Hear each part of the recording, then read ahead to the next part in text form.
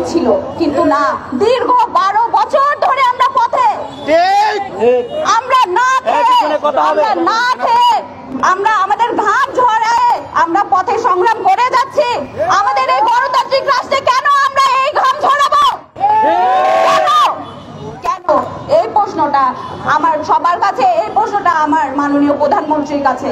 মাননীয় প্রধানমন্ত্রী, আপনারা জানেন, আপনি জানেন, আমরা ছাত্র সমাজ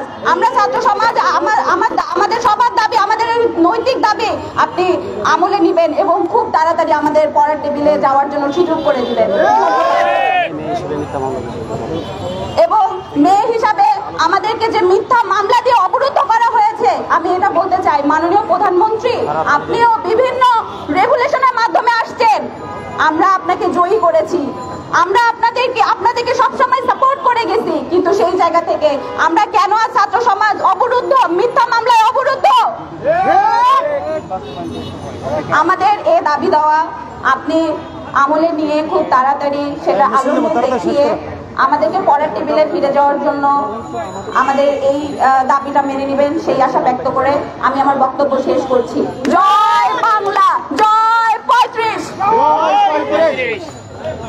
ধন্যবাদ প্রিয় সাংবাদিক বন্ধুগণ, আজকে দেখেছেন যে খুবই গুরুত্বপূর্ণ কথা বলেছেন আমাদের রাজশাহী বিশ্ববিদ্যালয়ের ছাত্রী কোরিয়ায় গত 11 মে শিক্ষার্থী সমাবেশে এসে মাননীয় প্রধানমন্ত্রীর কাছে বক্তব্য তুলে ধরতে যে উনি মিথ্যা মামলার শিকার হয়েছেন এবং পুলিশের নির্যাতনের শিকার হয়েছেন।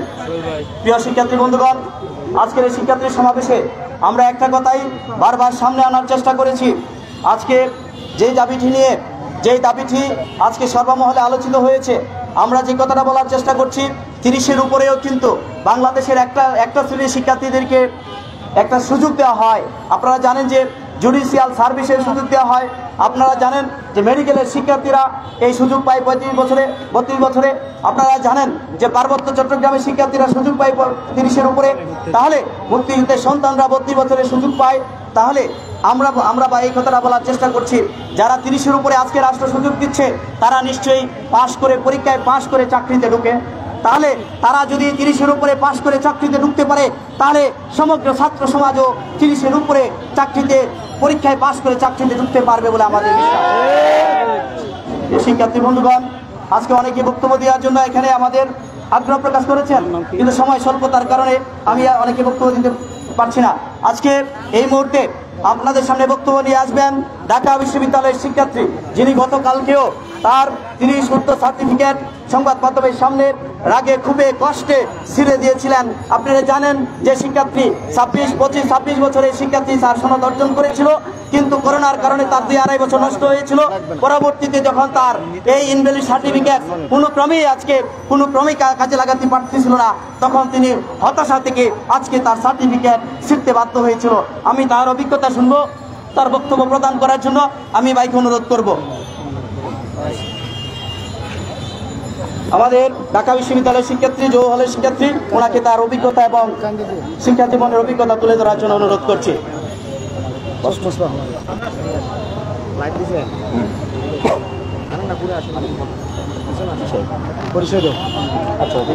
আলাইকুম।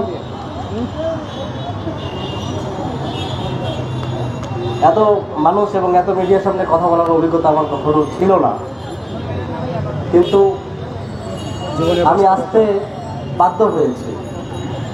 যাই হোক, আমার পরিচয় দিয়ে নেই। আমি মোহাম্মদ মমিনুর রহমান, আমার বাড়ি হচ্ছে নীলফামারী এবং আমি ঢাকা বিশ্ববিদ্যালয়ের 14-15 সেশনের ইসলামের ইতিহাস ও সংস্কৃতি বিভাগে ভর্তি হয়েছিলাম। আমি 2018 সালে অনার্স পরীক্ষা দিই, 19 সালে অনার্সের রেজাল্ট হয়েছে। 2019 সালে শেষের দিকে মাস্টার্স পরীক্ষা দিই এবং 20 আমার রেজাল্ট হয়েছিল। তো আপনারা জানেন, এবং 20 থেকে 22 এই সালটা ছিল কোভিড পিরিয়ড, এবং 24 সালের প্রথমেই আমার বয়স শেষ হয়ে যায়। সত্যিকার অর্থে আমি পেয়েছিলাম 2 বছর।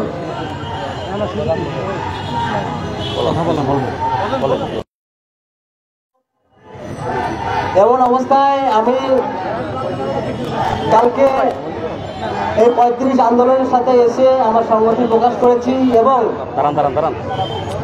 ৩৫ আন্দোলন বাস্তবায়ন করার জন্য আপনারা জানেন আমি আপনাদের জন্য আমার যে একাডেমিক সার্টিফিকেট সেটা আমি ছিঁড়ে ফেলে দিয়েছিলাম এবং ছিঁড়ে ফেলে দিয়ে আমি রাষ্ট্রের কাছে কখনো চাকরি চাই নাই। আপনারা ভালোভাবেই দেখেছেন আমি রাষ্ট্রের কাছে চেয়েছিলাম যে আমাকে সুযোগ দেন আমার মেধা জাস্টিফাই করার জন্য, আমার মেধা অ্যাপ্লিকেশনের মাধ্যমে পরিচয় করার বাস্তবায়ন করার জন্য সেই সুযোগ যেন রাষ্ট্র আমাকে দেয়। আমি সেই জন্যই কালকে কথা বলেছিলাম। আজকে ৩৫ আন্দোলন আমি শুনে এসেছিলাম, আমি যখন এই বিশ্ববিদ্যালয়ে আসি নাই তার আগে থেকেই নাকি এই আন্দোলনটা চলে আসতেছে। এতদিনের এই আন্দোলন কেন বাস্তবায়ন হচ্ছে না? আওয়ামী লীগ সরকারের 2018 সালের নির্বাচনের ইস্তেহার ছিল ৩৫ করবে, কিন্তু পরবর্তীতে দেখা গেল সে ইস্তেহার আর বাস্তবায়ন হলো না, তার মধ্যে আরেকটি নির্বাচন চলে গেল। মাননীয় শিক্ষামন্ত্রী তিনি একটা ডিও লেটার জনপ্রশাসন মন্ত্রণালয়ে পাঠিয়েছিলেন, কিন্তু আমরা দেখেছি কোনো এক অশুভ অদৃশ্য শক্তির কারণে তিনি তার ডিও লেটার প্রত্যাহার করতে বাধ্য হয়েছেন। কেন হলো? একজন মন্ত্রী, সেই সাথে এই ৩৫ আন্দোলনের সংহতি প্রকাশ করেছে ৬০-এর অধিক মেম্বার পার্লামেন্ট, আমাদের দেশের শিক্ষাবিদ এবং সেই সাথে বাংলাদেশ এবং আন্তর্জাতিক মিডিয়া আমাদের এই আন্দোলনের পক্ষে জোরালো আওয়াজ তুলতেছে। তাহলে ৩৫ আন্দোলন কেন বাস্তবায়ন হচ্ছে না? আমি আপনাদের সামনে সেই প্রশ্নটা রেখে যাচ্ছি।